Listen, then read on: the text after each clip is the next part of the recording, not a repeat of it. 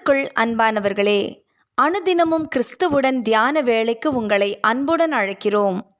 இன்றைய தியானத்திற்கான